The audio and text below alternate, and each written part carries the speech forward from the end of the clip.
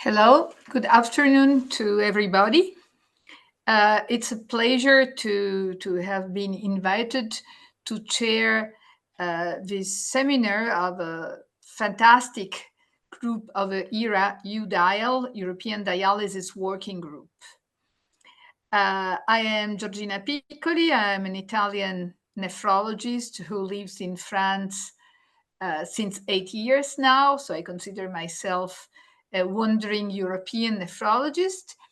And my main interests are pre-dialysis and personalized dialysis care, besides some side interests like pregnancy and green nephrology.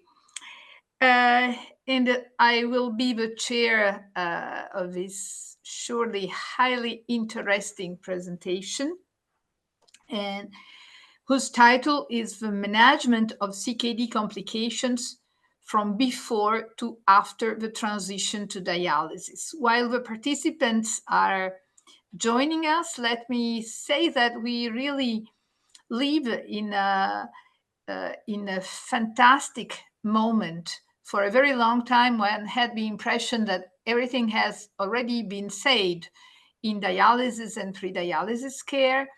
And now, not only thanks to the new drugs that, of course, arose a particular interest, but also because of new approaches and of the interest on personalization, even in fields that had been for many, many years synonymous of standardization like hemodialysis, we are really seeing a changing panorama. And I hope and I'm sure that this webinar will add to our European vision about it. And let me shortly introduce the speaker, Christian Combe from France. Well, I think we all know him a way or another.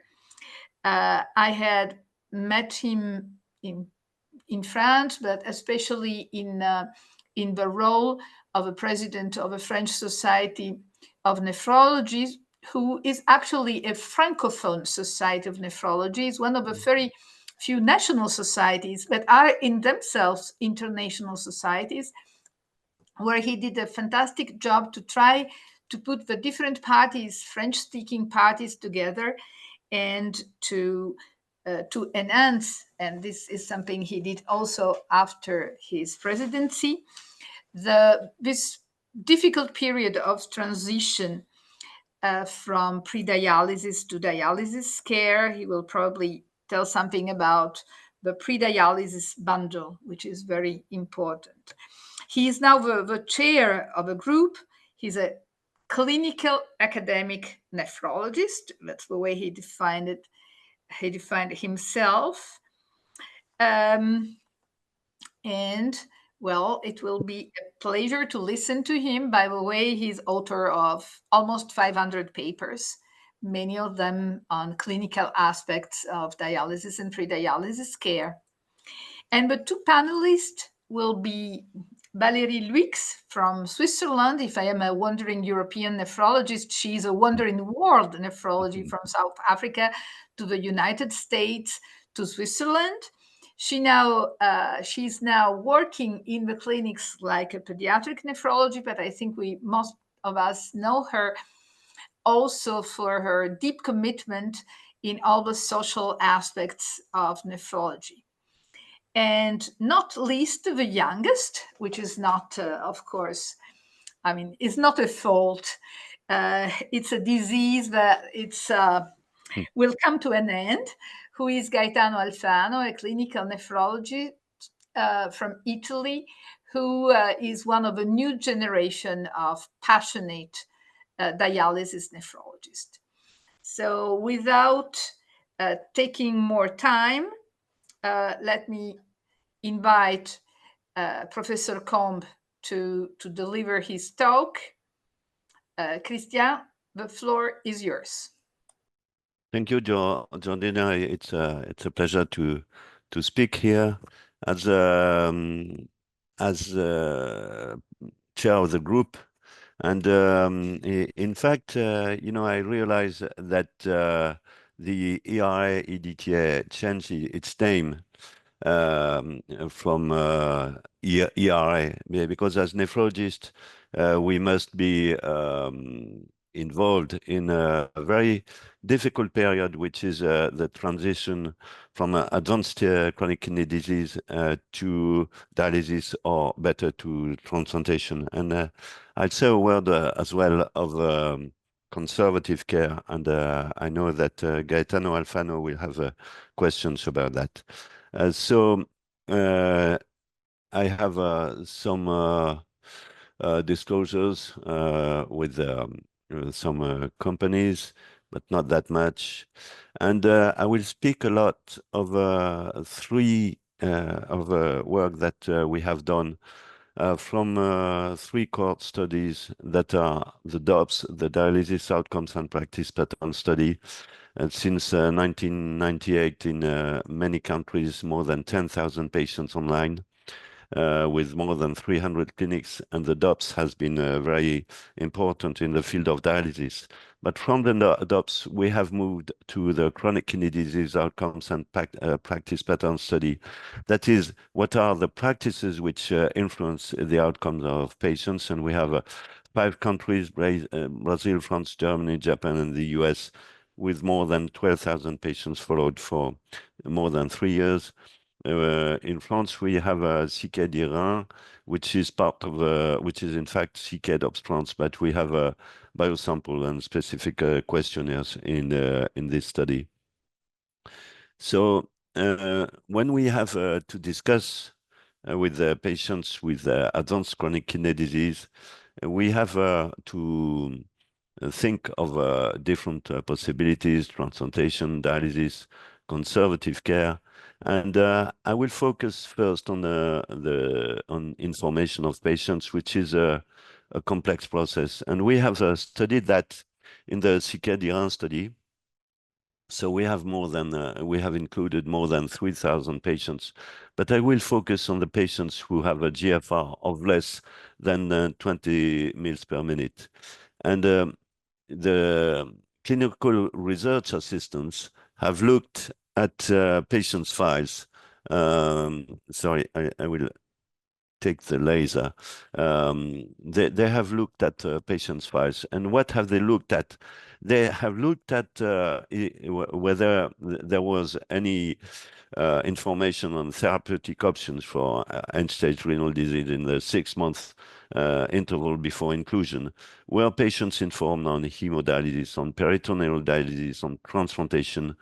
And had the patients chosen their ESRD treatment? Only 20% of them. And were patients informed on conservative treatment without dialysis or transplantation? This was less than 10%. Again, if the CRIs looked at patient files, they found that at less than 20 mils per minute, less than 10% of the patients had vascular access created.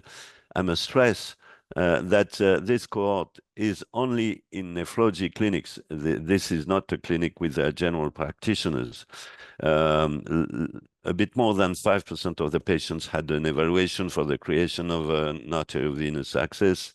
Less than 10% of the patients were on the waiting list, at least in France, it's at less than 15. A minority had a planned living donor transplantation.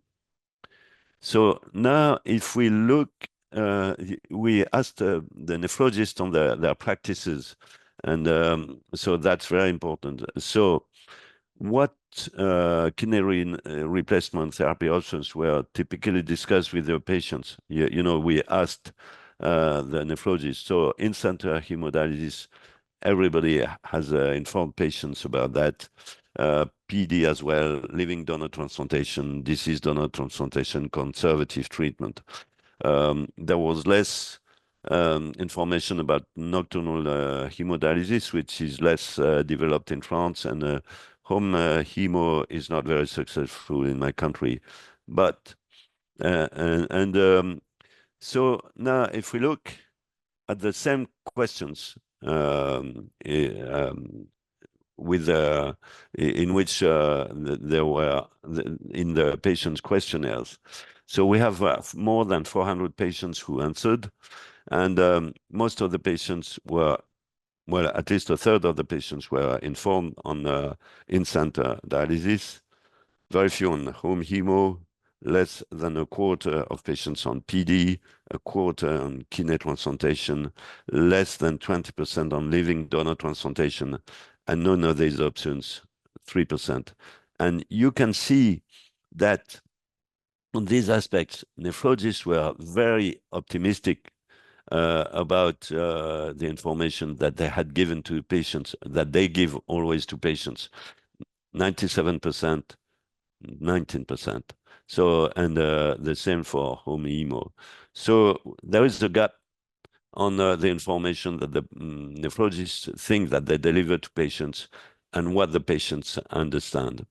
So if we look at a summary of information of kidney replacement therapy or not, and that's from the patients' questionnaires, most patients thought that they had a lot of information, of little information on in-center hemodialysis.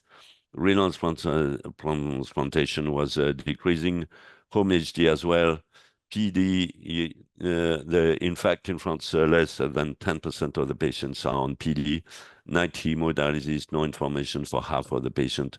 Conservative treatment, you can see that in my country, which is a Latin country, 86% of the patients had no information on conservative treatment. Obviously, there were some of them, it was not useful for younger patients, but this is a very impressive number.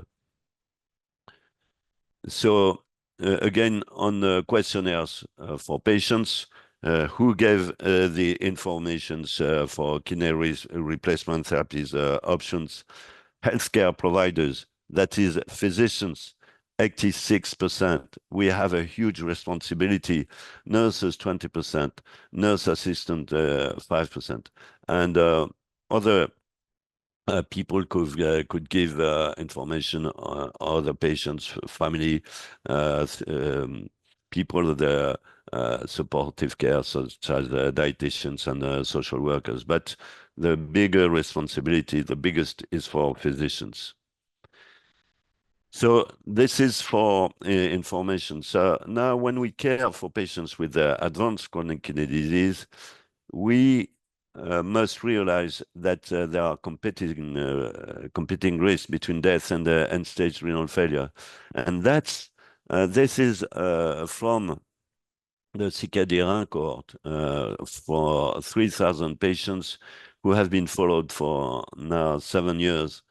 And you can see that about 15% of the patients were died, 22% were on renal replacement therapy, and a majority of patients had no event. So that's after 5 years. And so there is clearly a competition between the risk of death and the risk of renal replacement therapy. So if we use the KDIGO 2012 classification of risk, with the risk of kidney failure, according to the stage of kidney disease and albuminuria, what you can see is that the patients who have a low or moderately increased risk of renal failure, of kidney failure, they have a much higher risk of death before hemodialysis. And the patients with a high risk have, again, a much higher risk of death. And the patients who are at risk of the ESRD are the patients with a very high risk. So when we speak, when we take care of patients with a low or even high risk of kidney failure, in fact, they have a higher risk of death than a risk of ESRD. And we have to keep that in mind. When we take care of patients, we all try to avoid urgent start dialysis, but this is not that simple. And in fact, in CKD, in the 5-year follow-up, about 4% of the patients had urgent start dialysis, 17% non-urgent start, 3% had a preemptive transplantation, which is good, and 15% of the patients died. And what were the risks for urgent start dialysis?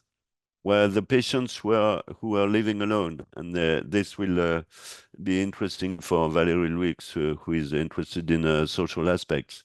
The patients who had low health literacy, the patients with heart failure, those taking more than 10 drugs, age and low eGFR were not significant. And obviously, the patients who had planned dialysis modality had a lower risk of urgent start dialysis, although it was not significant. And when you look at each nephrologist visit in the 12 months before dialysis, each one lowered the risk of urgent start dialysis by nearly 20%. So maybe as nephrologists, we are useful to patients, at least to avoid urgent start dialysis.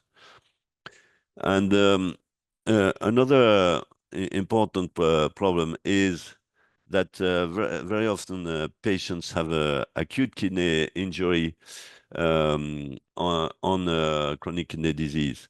And we have looked at that in the CKD cohort.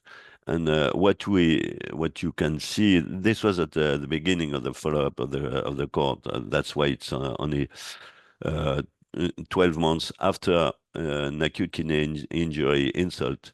And what you can see is that after an episode of acute kidney injury, severe one, then the risk of death is nearly a third, 30% of the risk of death, and thereafter risk of kidney failure. So we have to try to avoid acute kidney injury in these patients.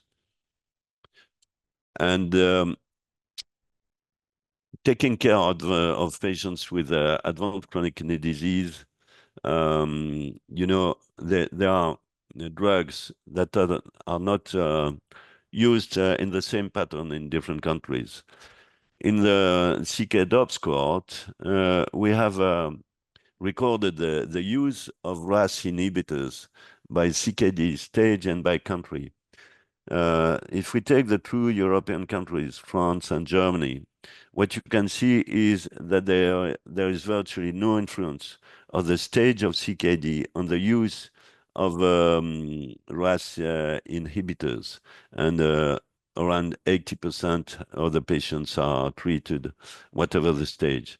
What you can see in Brazil and in the US, that the use of this medication decreases when the patients are at stage 5.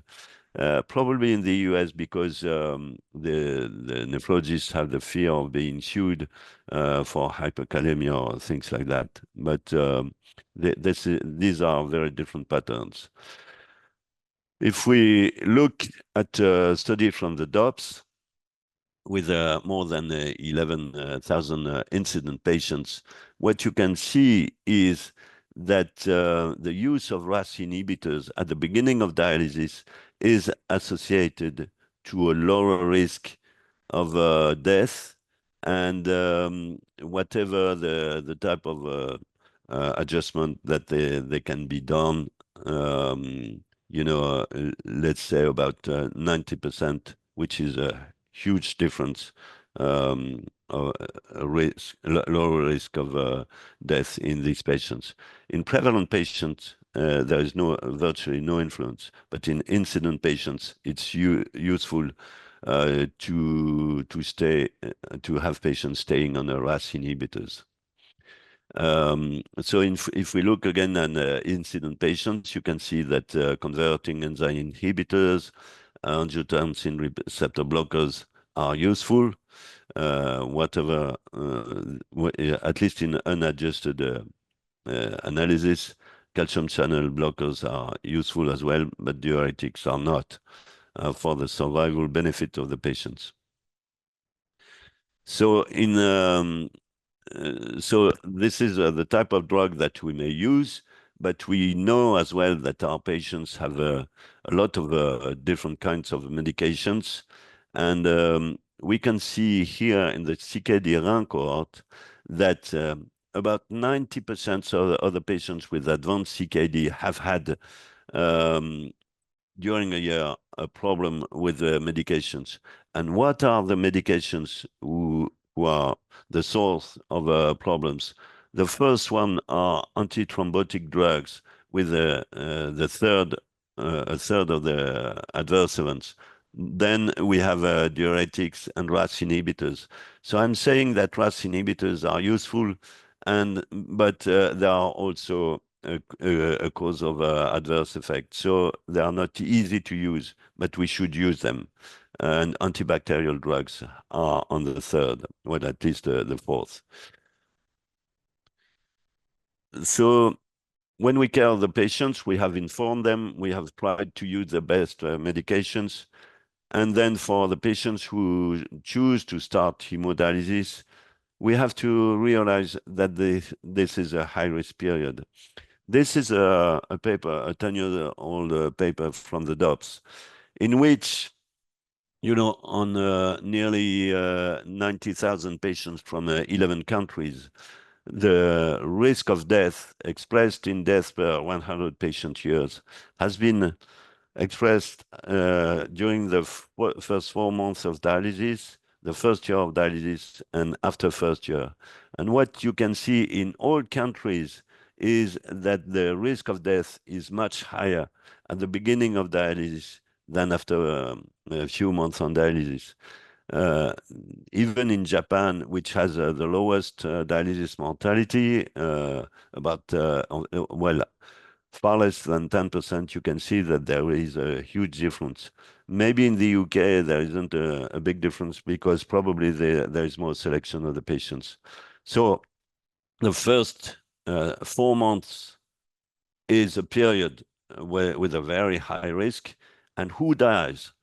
Actually, you can see that this is the mortality rate in days, in the first month of dialysis.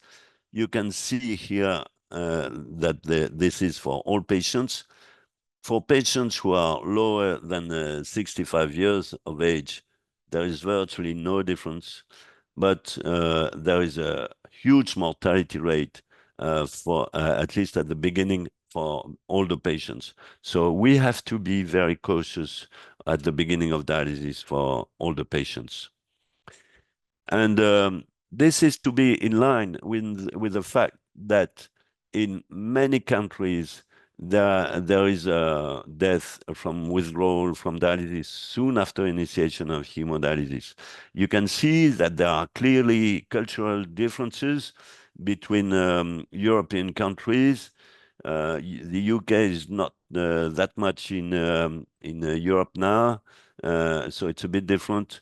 But in Australia, New Zealand, Canada, and the US, there is a huge mortality from withdrawal of dialysis, which is not, for instance, in Italy.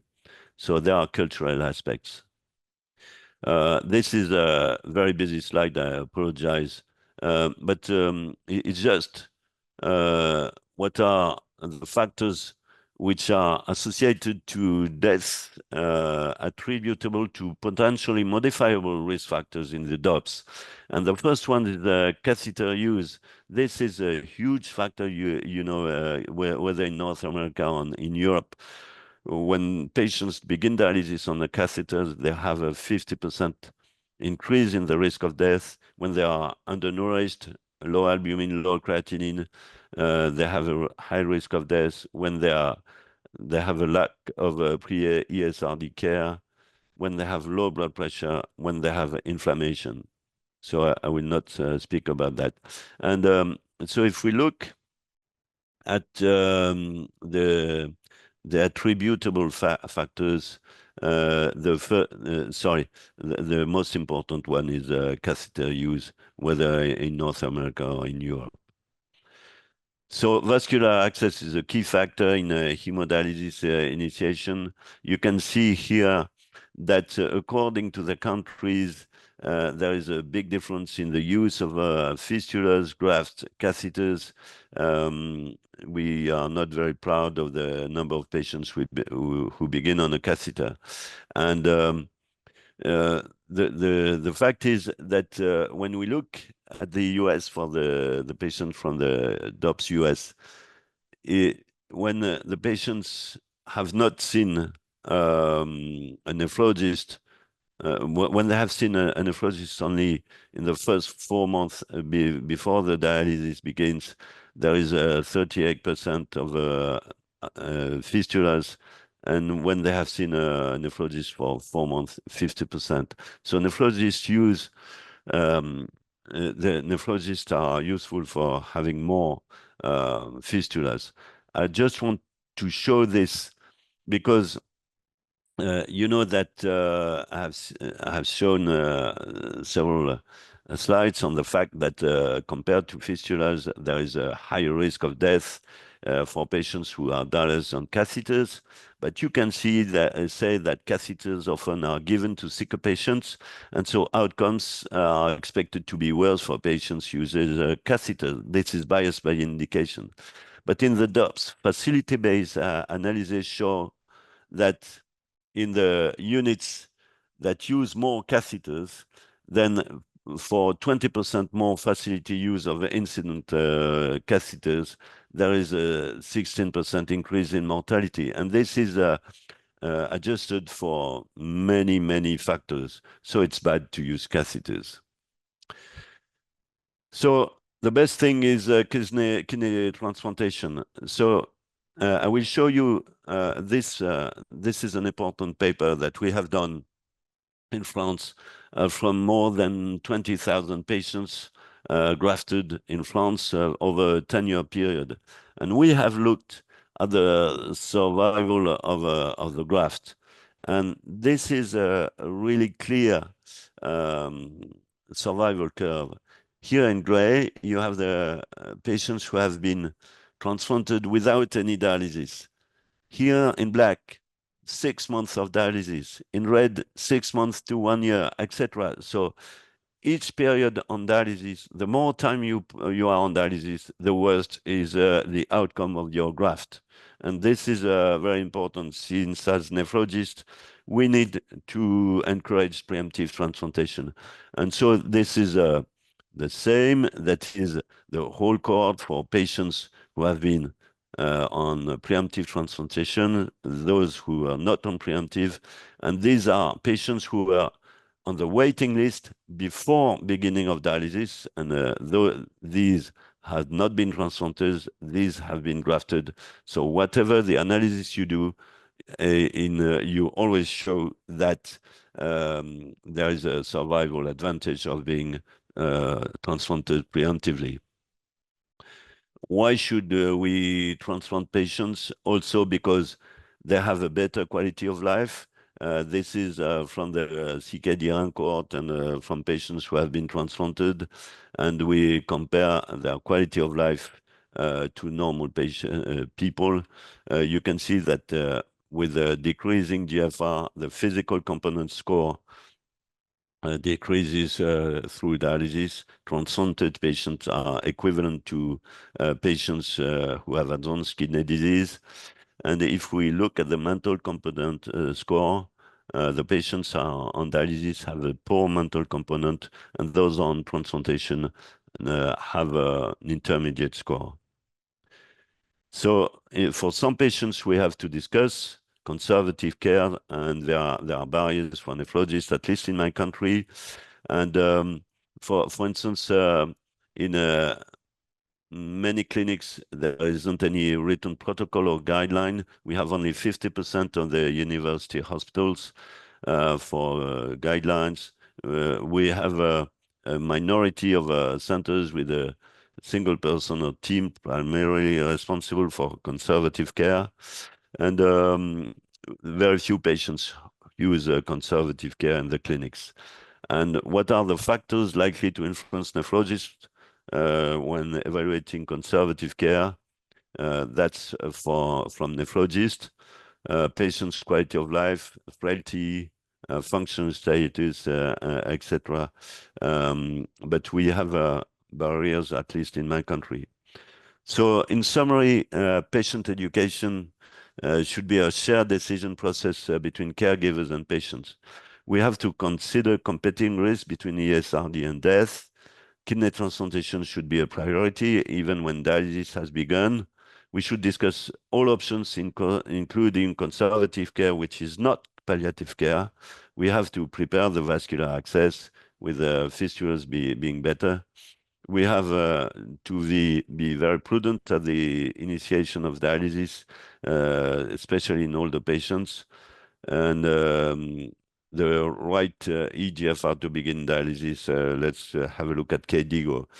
I like this paper because if I was a patient, I would want to avoid dialysis.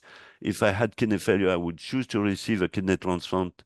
If I needed to start dialysis, I would like to discuss the possibility of medical management, which is conservative care.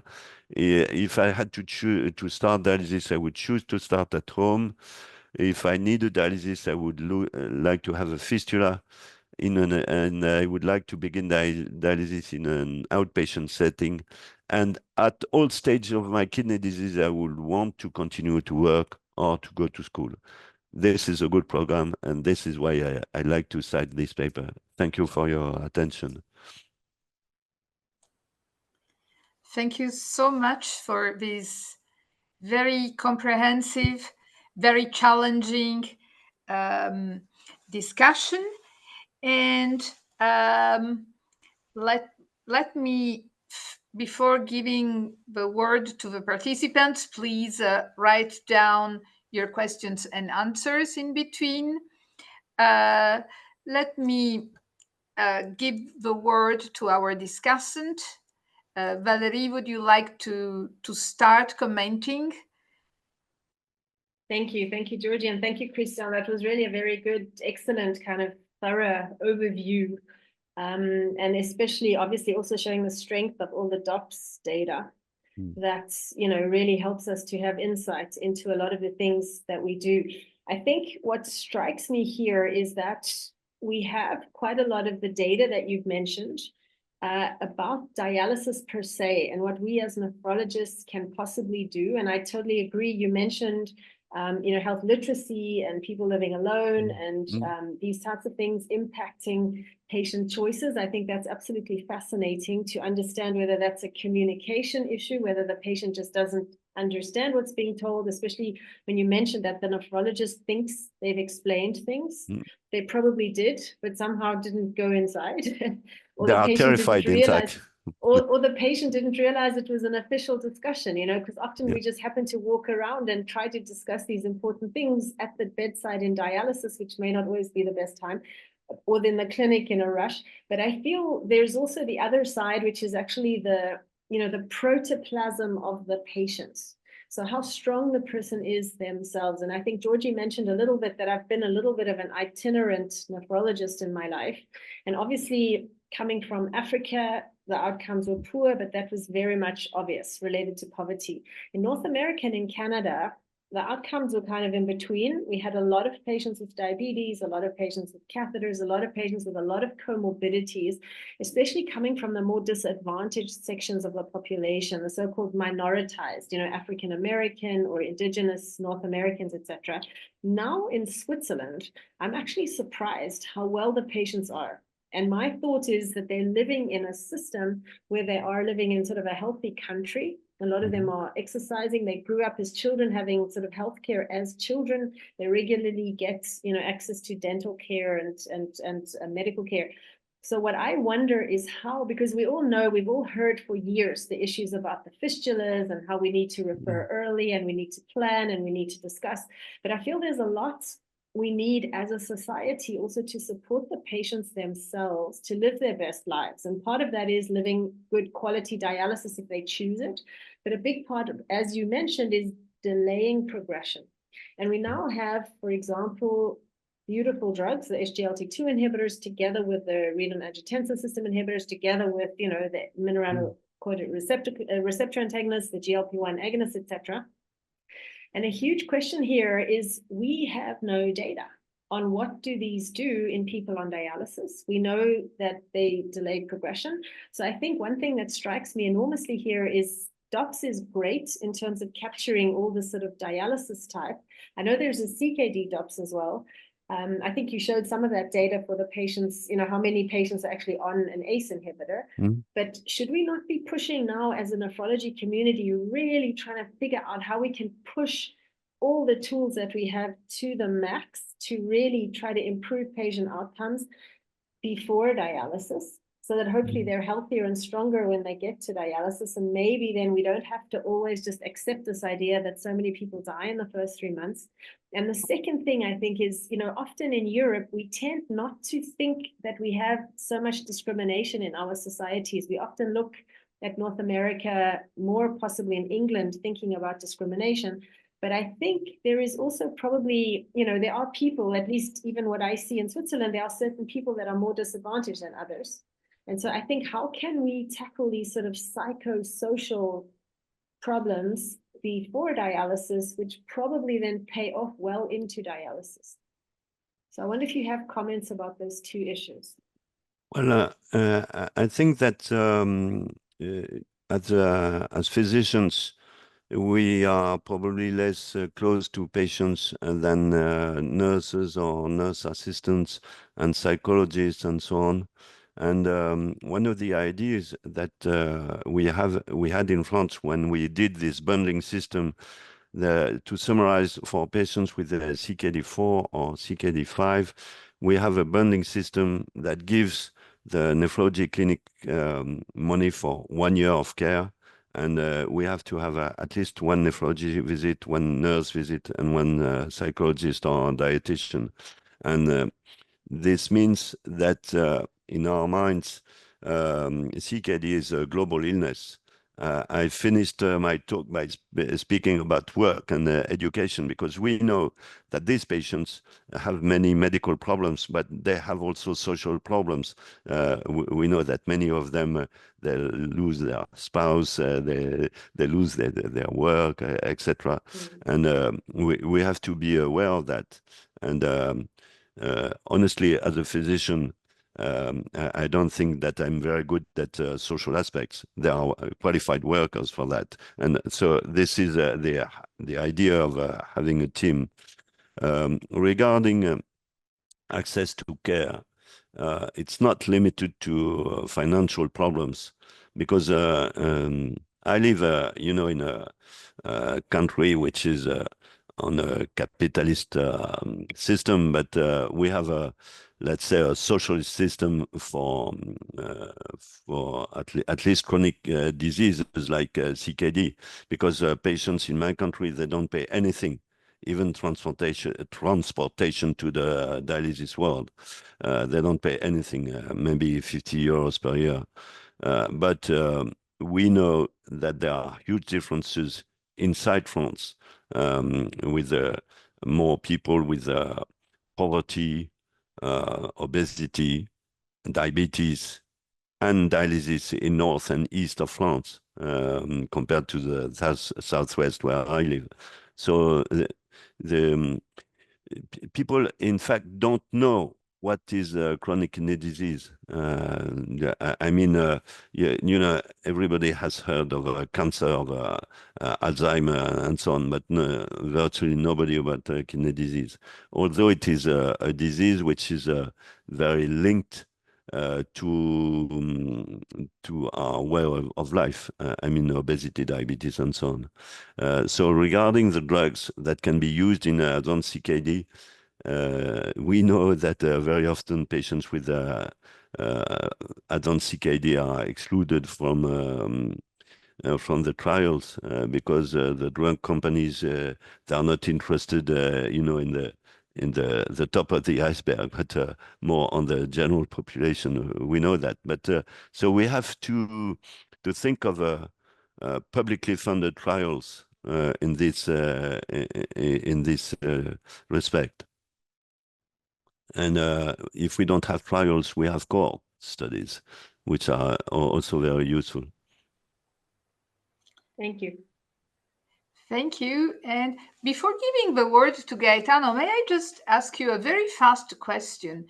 You speak about the transition and the importance of involving patients, and I think we all agree about that. But what do you think about the incremental start of dialysis in patients that have been followed up, are very well known, and have a very,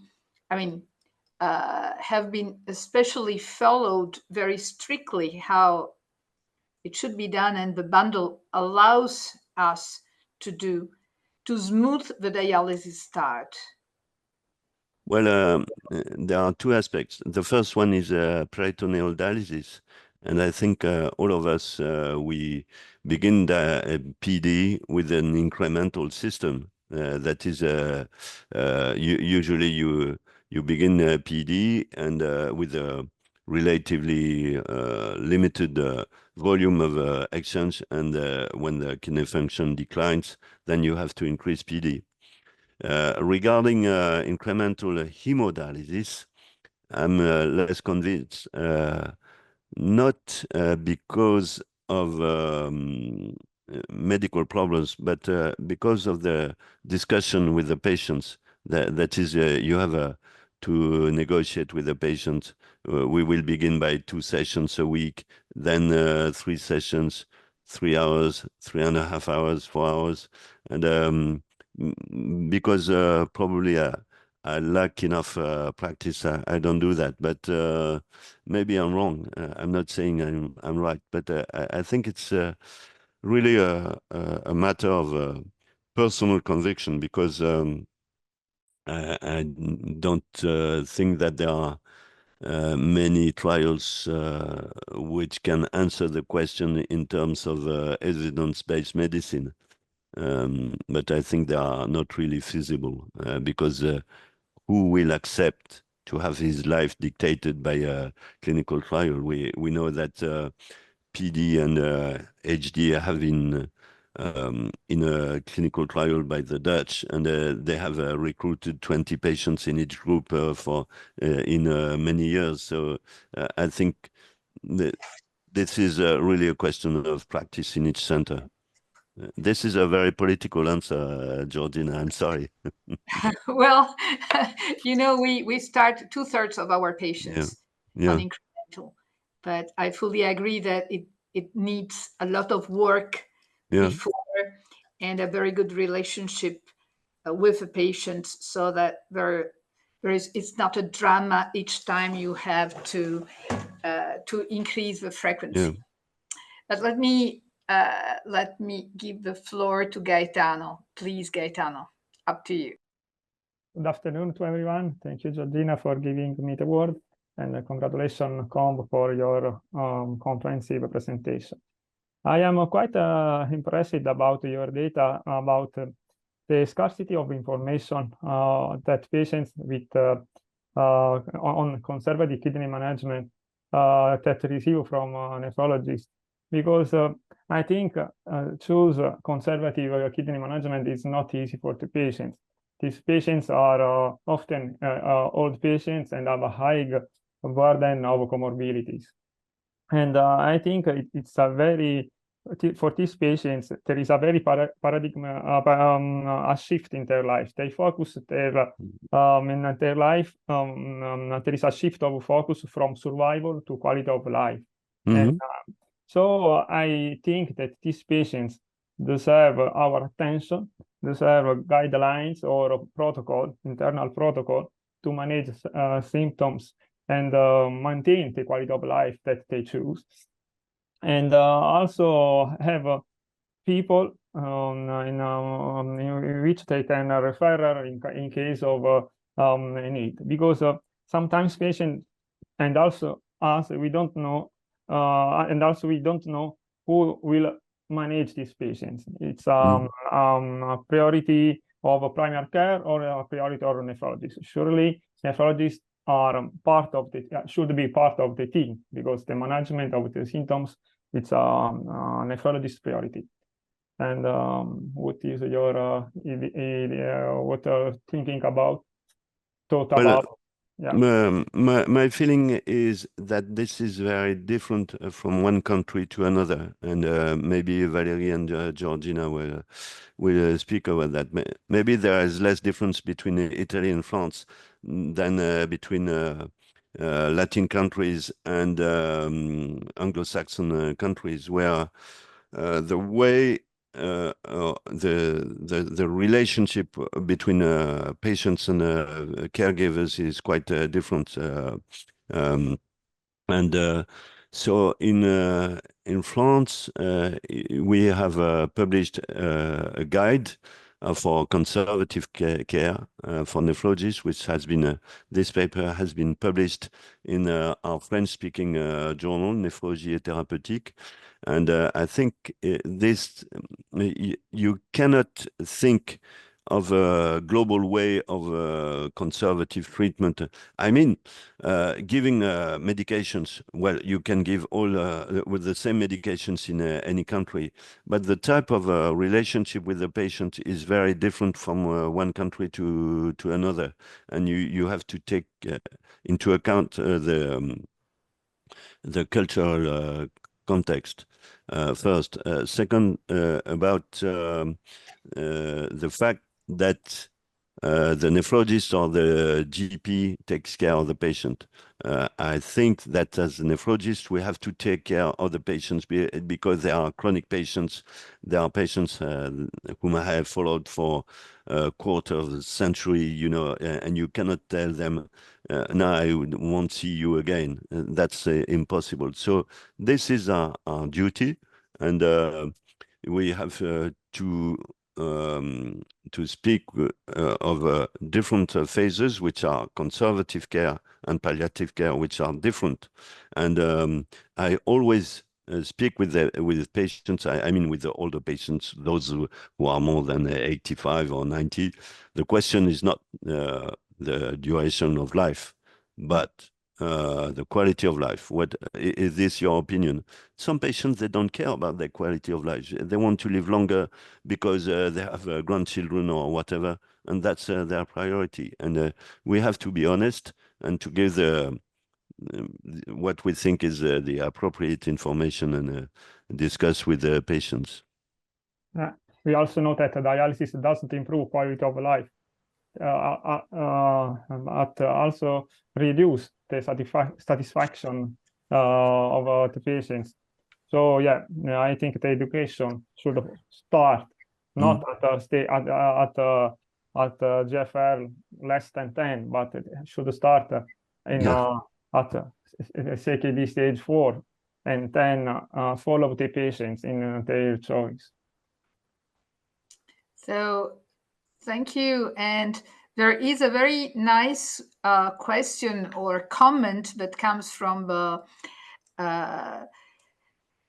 audience that says that indeed, and this it's probably valuable not just for education, but also for involving in the discussion. I believe that continuous education should consider not only the doctor, but also a nutritionist and nurse.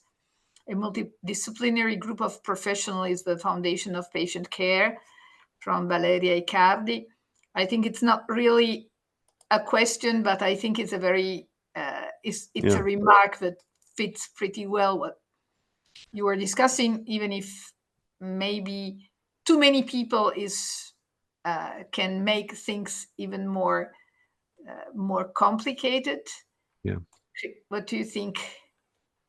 Well, I think it's a question of group spirit.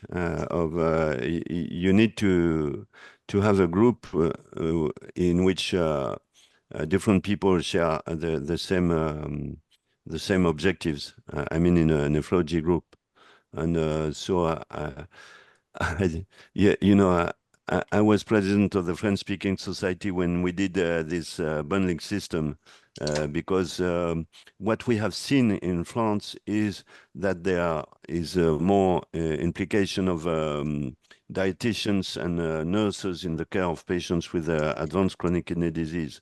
And that's very good because, in fact, dietitians were not involved in many centers in the care of patients with advanced chronic kidney disease.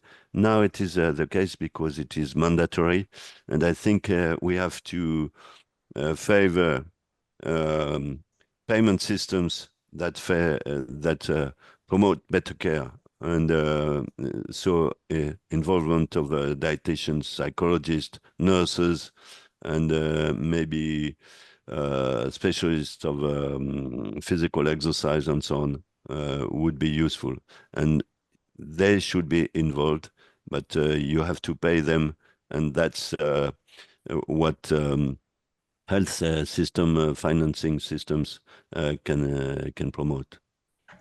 Valerie is raising her hand.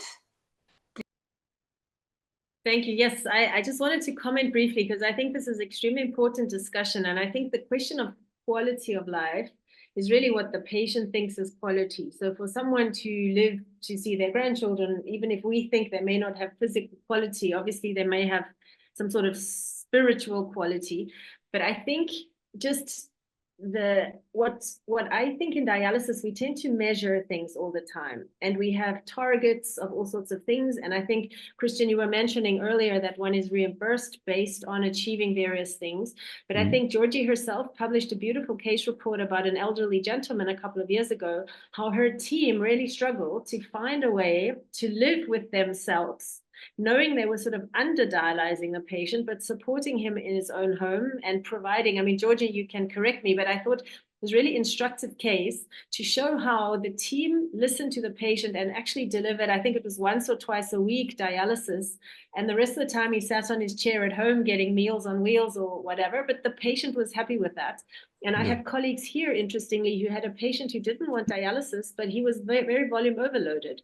So once a week, they did just ultrafiltration.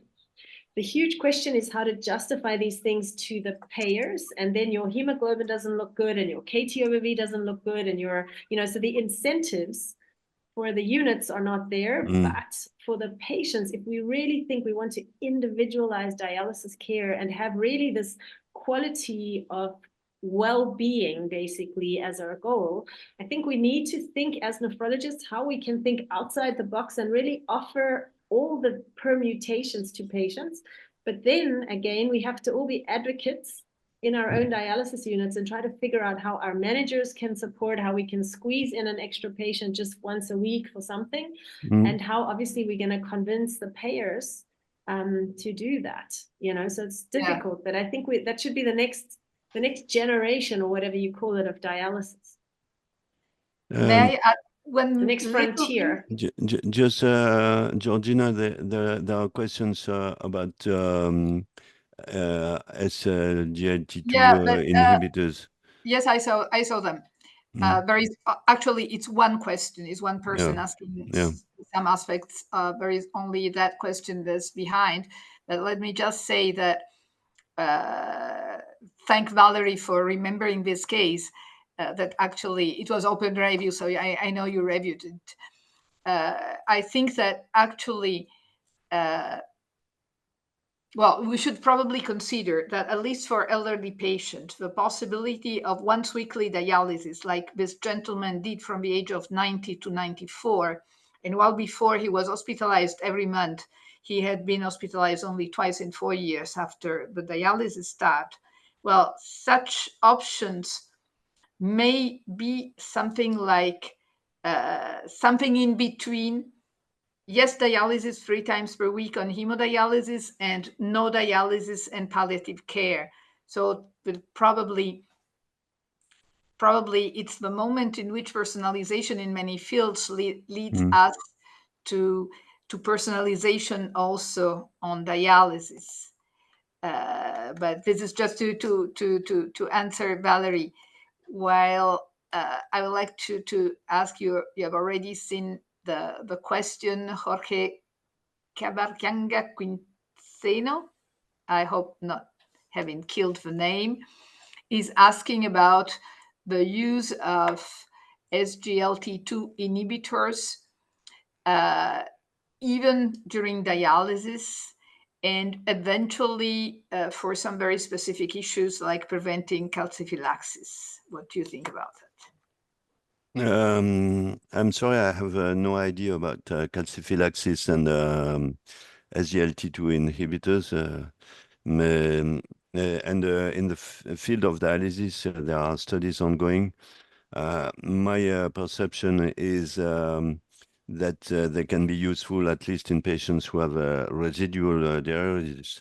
But for patients who are anuric, it's not very clear to me because the transporters that are inhibited by the SGLT2 inhibitors are only in the proximal tubule. So if there is no proximal tubule, I don't see a way to have these drugs functioning. But maybe they could be useful in maintaining residual diuresis, for instance. But there is a recent paper from the DOPS, which has been accepted in the CKD, which shows that diuretics don't improve the prognosis of patients on dialysis who begin dialysis. So if we think that SGLT2 inhibitors are a kind of diuretics, then maybe they won't be useful, but this is not sure at all.